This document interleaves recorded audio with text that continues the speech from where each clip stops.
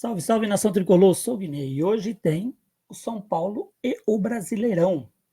Vamos falar sobre a segunda rodada.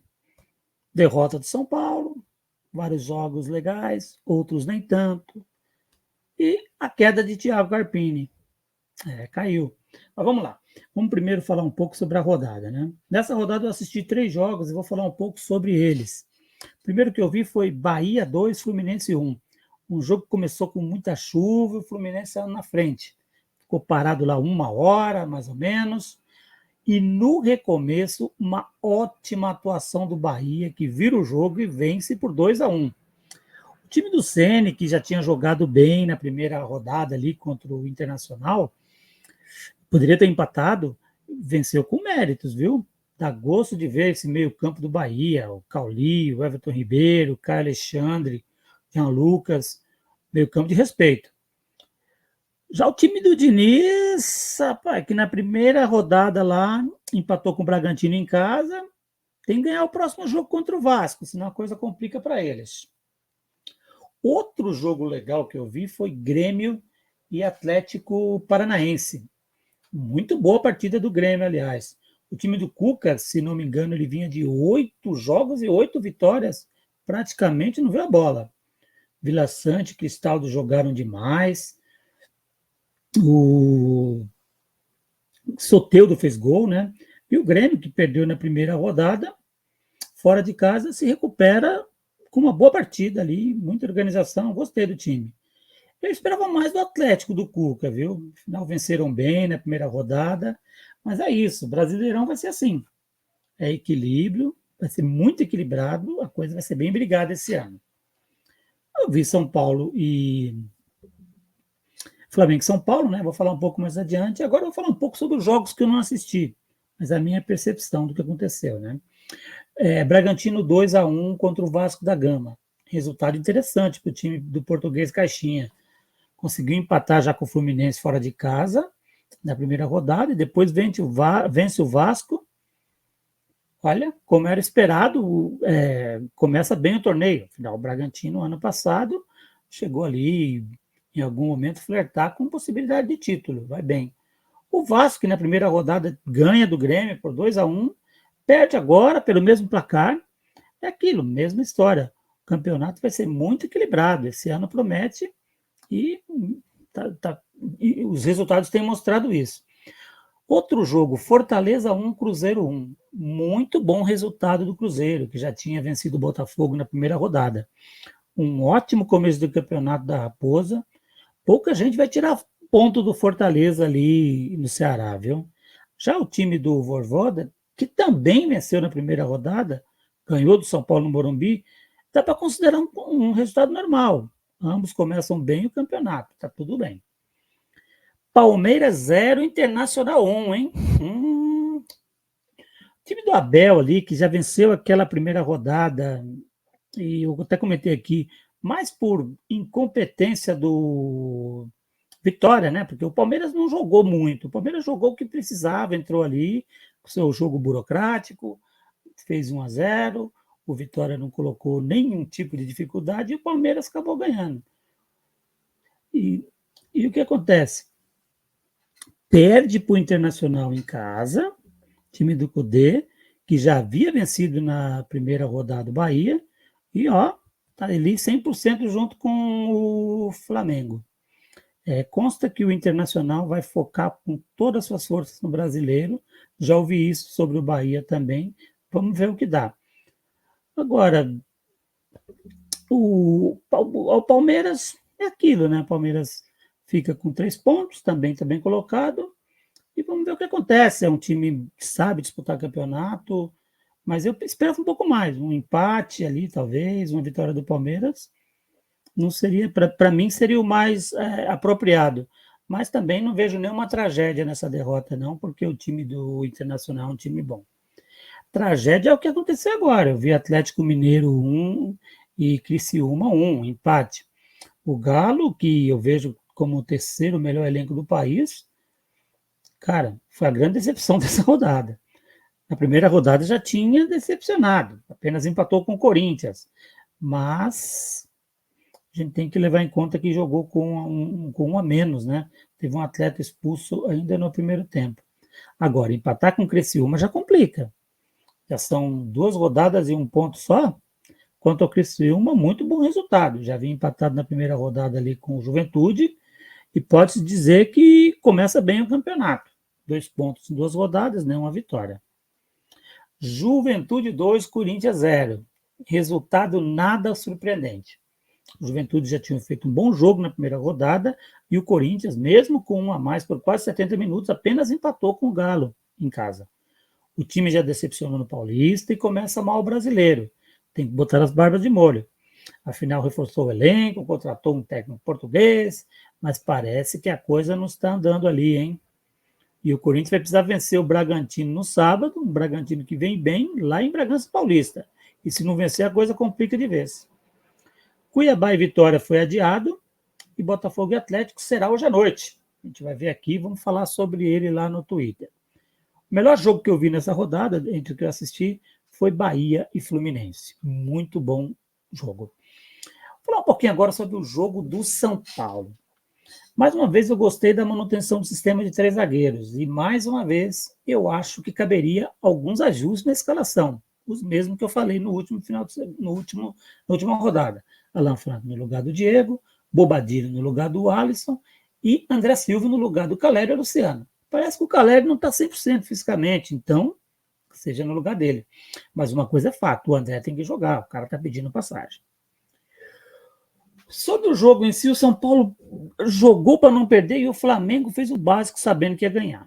No primeiro tempo, eu vi de um lado um Flamengo apático, em alguns momentos desinteressado, e do outro um São Paulo muito desorganizado, mas com alguma entrega, com um pouco de vontade, e assim conseguiu segurar o ímpeto do Flamengo, né? E até se aventurou em alguns lances no ataque ali, com Alisson, com Caleri, Luciano, mas nada que assustasse o goleiro Rossi, infelizmente. O Flamengo, por sua vez, parecia com freio de mão puxado, hora que eu quiser eu ganho, mas estava na cara que uma hora o gol ia sair. Saiu. Uma bela jogada do Luiz Araújo, lei do ex, meu Deus, e um golaço. E eu digo, eu acho que o gol foi mais mérito dele do que demérito de nosso sistema defensivo.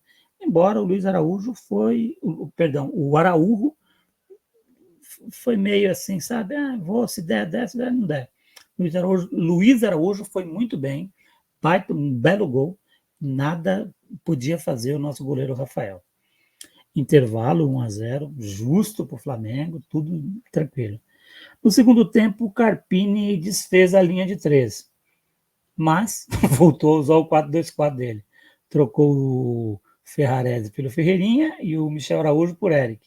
O Flamengo passou a dominar, perdeu o gol com o Bruno Henrique, fez linha de passe na nossa área, teve chapéu do Pedro, e o De La Cruz fez 2-0 para o Flamengo.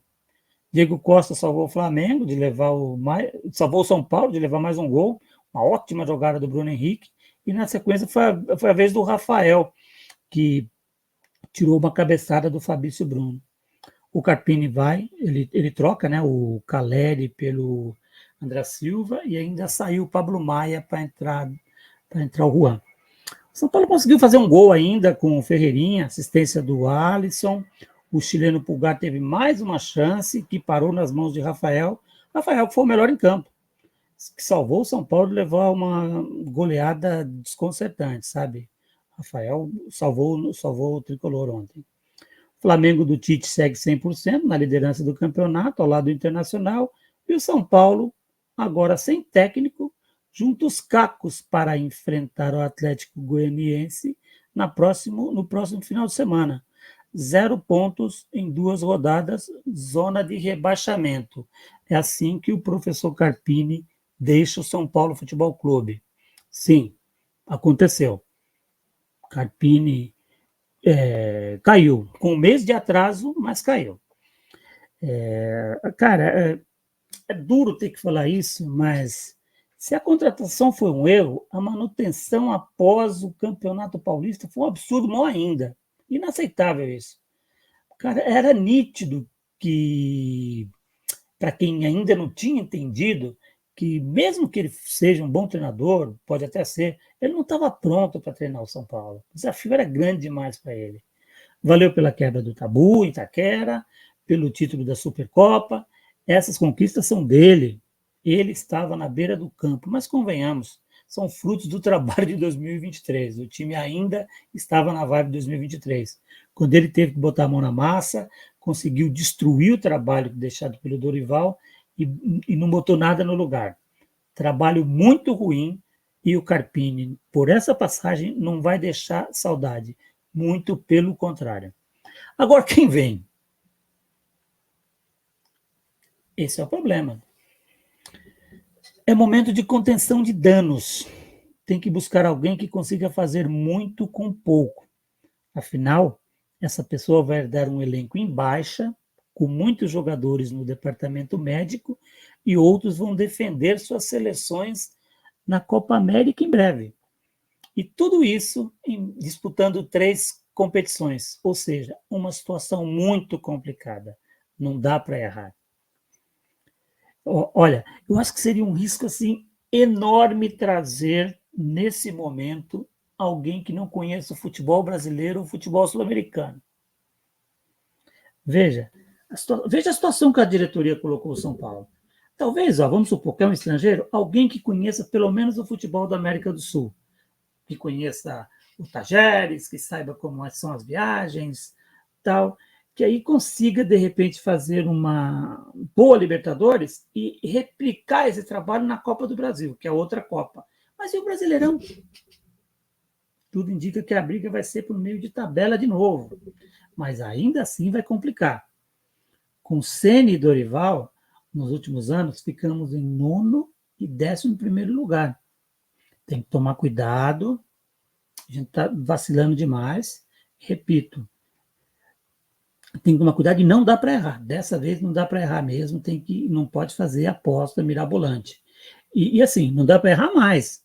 Afinal, essa aposta em Carpini, né? Essa aventura do Casares, Belmonte e Rui Costa, que foi bancada por Muricy, transformou uma temporada promissora em um ano que pode ser muito difícil. As expectativas eram ótimas e essa aposta mandou tudo aquilo para o ralo. Melhor elenco da última década, o time vinha sem o peso de ter que ser campeão, tinha acabado de ganhar a Copa do Brasil, ou seja, era só não estragar, e eles conseguiram estragar. Eles perdem um técnico para a seleção brasileira e contratam um técnico que nunca treinou um time de Série A. O resultado está aí. Eu não estou falando isso agora, não é oportunismo, eu falei isso no podcast que está aí nas redes, está na minha rede o podcast, quando da apresentação dele. Não dava para esperar nada diferente disso. Agora, quem vem, vamos esperar, mas em meio a isso tudo, domingo tem o Atlético Goianiense pelo Brasileiro, tem que ganhar o São Paulo, sim ou sim, se não ganhar, corre sério risco de não só ficar no Z4, mas ficar na lanterna do campeonato, e na quinta tem jogo decisivo pela Libertadores. No mínimo, um empate lá, no mínimo. Milton Cruz vai ter que assumir um time e fazer milagre. Porque, como eu disse antes, não tem nada aí, não existe um time. E até a chegada do próximo técnico, vamos de Milton Cruz mesmo. E seja o que Deus quiser. Salve o Tricolor Paulista. Até a próxima, galera. Fiquem bem. Tricolor, quer tricolor e anche, já traçava